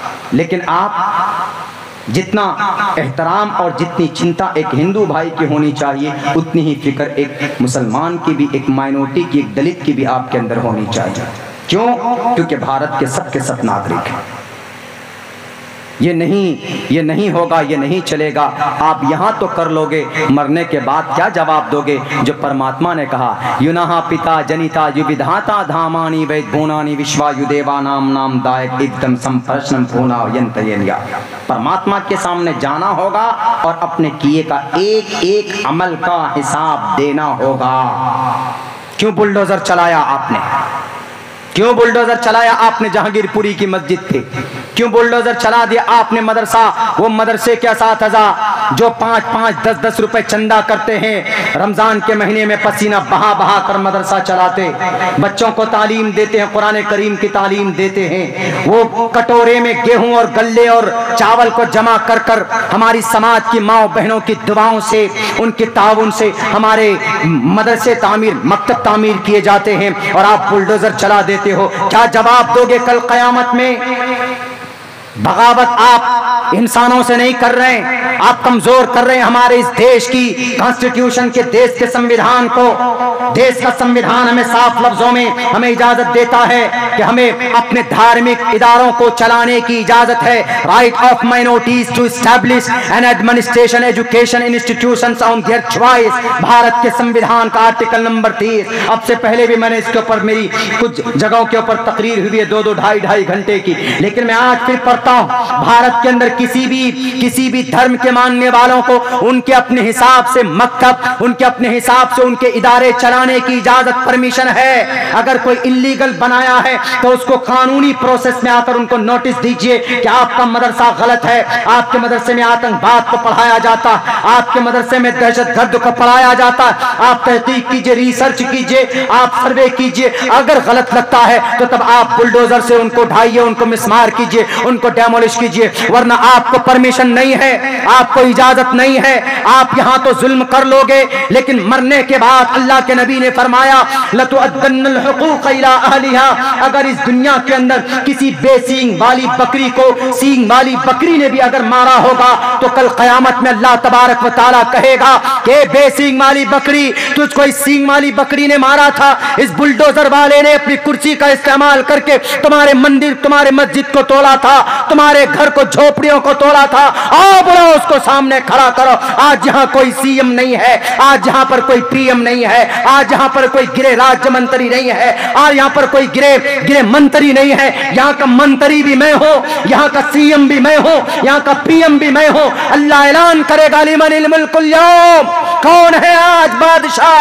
आज आओ, किसकी जुर्रत है, किसकी अदालत है? सुप्रीम कोर्ट का भी चीफ जस्टिस मैं हूँ, हाई कोर्ट का भी चीफ जस्टिस में हो। अल्लाह तबारक व तआला फल्यौम ला तुज़लमु नफ्सुन शैआ, अल्लाह कहेगा कि किसी के ऊपर जुल्म ज़्यादती नहीं की जाएगी। और झूठ बोलोगे, अल्यौम नख्तिमु अला अफ़वाहिहिम व तुकल्लिमुना ऐदीहिम, तुम्हारे वकील नहीं, तुम्हारी जुबान पर मोहर लगा दिए जाएंगे, तुम्हारे हाथ हमसे बात करेंगे, तुम्हारे पैर हमसे बात करेंगे कि अल्लाह हमारे ऊपर इन्होंने जुल्म, या अल्लाह हमसे इन्होंने ये जुल्म करवाया था, या अल्लाह पैरों के जरिए से ये काम करवाया था। अल्लाह तबारक व तआला कहेगा क्या एक एक का हक दिया जाएगा, इंसाफ दिया जाएगा। आप सोचोगे कि मरते टाइम कुछ ईश्वर से माफी मांग लेंगे, अल्लाह से दुआ कर लेंगे तो अल्लाह माफ कर देगा। भूल है ये, भूल। उलमा बैठे हैं, उलमा की मौजूदगी में मैं बहैसियत तालिब इल्म एक बात कहता हूँ, अल्लाह का हक अल्लाह माफ कर सकता है, बंदे का हक बंदा माफ करेगा तो ठीक, नहीं तो अल्लाह माफ नहीं करेगा। अल्लाह कहेगा कि वी कांट फॉरगिव यू, मैं तुम्हें माफ नहीं कर सकता। क्यों? नमाज नहीं पढ़ी थी, तुमने रोकर दुआ की, मैं अपने फजल से मैंने चलो तुमको माफ कर दिया, लेकिन तुमने किसी के ऊपर जुल्म किया है, किसी को गाली दी है, किसी की जमीन हड़पी, या किसी को थप्पड़ मारा है, या किसी का खून बहाया, या किसी पर अपनी मालदारी का रौब जमाया, या किसी पर सीएम बनने का धोप दिया, या डिक्टेटरशिप तानाशाही की है, तो खड़े हो जाओ यहां पर। किसके ऊपर? अब्दुल्ला सालिम को जेल किया था, मौलाना फला साहब को जेल किया था, मौलाना मुफ्ती समी साहब को जेल किया था, मौलाना कलीमुद्दीन साहब को जेल किया था, और जो दज्जाल थे वो घूम रहे थे। किस जुर्म में जेल किया था? आओ मैदान में। क्यों जेल किया था? जवाब दो। जवाब कुछ नहीं होगा। अल्लाह कहेगा इन जेल करने वालों के जितने भी नेकियां हैं, पुण्य है, ये इन लोगों को, इन मजलूम को दे दो और इनको जन्नत भेज दो। और जो जालिम है, जुल्म करने वाले हैं, उनका गुनाह, उनका जालिम मजलूम के गुनाह जालिम के ऊपर डाल दिए जाएंगे और उनको घिसेट कर जहन्नम में फेंक दिया जाएगा। ये निज़ाम है कि नहीं? हुकूकुल इबाद में ये बहस आती है कि नहीं आती? और दुनिया में हम मुसलमानों इस चीज़ का हम लोग एहतराम करें। वक्त चूँकि बहुत हो चुका है मेरे भाइयों, मेरे साथियों, बाप रे, बहुत 12:15 बज चुके हैं। बस 1-2 मिनट में हम अपनी बात ख़त्म करते हैं। बातें तो कहने को कई घंटे कही जा सकती है, लेकिन काम की बातें जो भी हो, जिन उलमाए किराम की ज़ुबान से भी हम सुने, ये नहीं कि कोई ख़ास, बल्कि यहाँ बहुत बड़े बड़े उलमाए किराम हैं जिनकी मेहनत से आपके इस शहर, आपके इस सूबे उड़ीसा के अंदर अल्हम्दुलिल्लाह पुरअमन माहौल कायम, और बड़े बड़े जय्यद उलमाए किराम को जिन्होंने पैदा किया आपकी इस धरती में। मैं बहुत गर्व महसूस करता हूँ जब इस एरिए में आता हूँ। मौलाना मुफ्ती जलालुद्दीन साहब अमीर शरीयत मरहूम, वो मुझे बहुत वो याद आते हैं। मैं एक जगत सिंहपुर कोई जगह है, कारी शरीफ साहब का कोई मदरसा, मैं भूल गया हूँ सिमत किधर है। मैं सबसे पहले वहाँ आया था तो वहाँ दस्तार बंदी का एक जलसा था। मैं एक छोटा सा तालिब इल्म हूँ, छोटा ही हूँ मैं, हर एतबार से मैं छोटा हूँ। उन्होंने कहा कि आपको बयान करना मौलाना, फजीलत कुरान पे बयान करना है, उसके बाद दुआ फला मेहमान कराएंगे। और सदर साहब वो थे, और एक मौलाना मंजूर साहब थे जो अदीब भी हैं, पतले करके हैं, वो शायद मरहूम हैं, मरहूम हो गए या हयात से हैं। अगर हयात से हैं तो अल्लाह उनकी उम्र में दराजी दे, अगर वो चले गए तो अल्लाह उनकी दर्जात को बुलंद फरमाए। उन दोनों बुज़ुर्ग ने हमको लिख कर दिया, बल्कि मौलाना जलाल साहब तो हमको लिख कर देते थे एक पर्ची पे, क्या मौलाना अब्दुल्ला साहब आप हमारे बेटे समान हैं, इस बात का ख्याल रखें बयान करते हुए कि हम लोग उड़ीसा में 2.5 से 3% में हैं। बस इतना बयान, इतना लिख के देते थे वो। अब पीछे बैठ जाते थे और पूरी बात हमको सुनते थे, और जहाँ पर काबिल इस्लाह होती थी इस्लाह करते थे रूम में जा कर के। ऐसी ऐसी शख्सियत हैं इल्म के समंदर। अभी जैसे अमीर शरीयत हैं मौलाना अब्दुल्ला साहब है, मौलाना मुफ्ती नकीबुल अमीन साहब हैं, बहुत दुआएं देते हैं। गर्व होता है इन अकाबिर के बीच में, इन इलाक़ों में अगर हम आकर बयान करते हैं, बातचीत करते हैं, तो डर भी लगता है लेकिन फ़ख्र भी होता है कि भाई इनके बीच में जाने का, इस्तिफ़ादे का कुछ मौका मिला। तो बहरे कह बहुत सारी कीमती बातें आप लोगों के सामने में आ चुकी है। हज़रात उलमाए किराम के अमल करने की बस सख्त ज़रूरत है। इस वक्त हालात बहुत ख़राब हैं भारत के, इतने ख़राब है, इतने ख़राब हैं कि आप सोच नहीं सकते। अगर मैं एक एक चीज़ बयान करूं, मुझे वही बात आती है मौलाना जलालुद्दीन साहब की कि हम 2.5% में, वरना क्लियर करके हम आपके सामने रखते कि क्या क्या साजिशें चल रही है अंदर। सन 2024 तक इस पूरे देश को, इशारतन कह रहा हूँ, पूरे देश को एक राष्ट्र बनाने की पूरा मेथड तैयार है, पूरा मेथड। अजान है, नमाज है, पर्दा है, तलाक है, ये एक टेलर है, टेलर। फिल्म रिलीज होने से पहले नौजवानों से पूछे, कोई पिक्चर रिलीज होती है 2-2.5 घंटे की, तो उसका 3 से 2.5 मिनट का एक ट्रेलर रिलीज होता है। उससे पता चलता है कि ये फिल्म कितनी हिट होगी, या फिर शौक बढ़ाने के लिए। तो एक ट्रेलर है। तलाक के ऊपर पहले बिल ऑर्डिनेंस ला करके एक ट्रेलर था कि देखते हैं कि कितना विरोध होता है। पर्दे के ऊपर कानून बनाया, पर्दे के ऊपर भी कानून बन गया। जजमेंट कानून नहीं, एक जजमेंट आया, कहाँ का? कर्नाटका हाई कोर्ट का, कि पर्दा it is not essential part of Islam, कि पर्दा ज़रूरी नहीं। अब से पहले यही किसी 2-2.5 महीना पहले आता था, मैंने कहा था कि पर्दा ज़रूरी नहीं है, कि हाई कोर्ट ने कहा। हालांकि पर्दा इतना ज़रूरी है कि कुरान में 7 आयतें वुजूब पर दलालत करती हैं, वुजूब पर। क्यों अम्र, कहाँ अम्र है? कुल्लिल मुमिनात या निसाअन नबी लस्तुन्न कअहदिम मिनन निसान इत्तक़ैतुन्न फला तख़ज़ाना। और भी कहा गया युदनीना अलैहिन्न मिन जलाबीबिहिन्न वक़र्न फी बुयूतिकुन्न वला तबर्रजन तबर्रुजल जाहिलियतिल ऊला।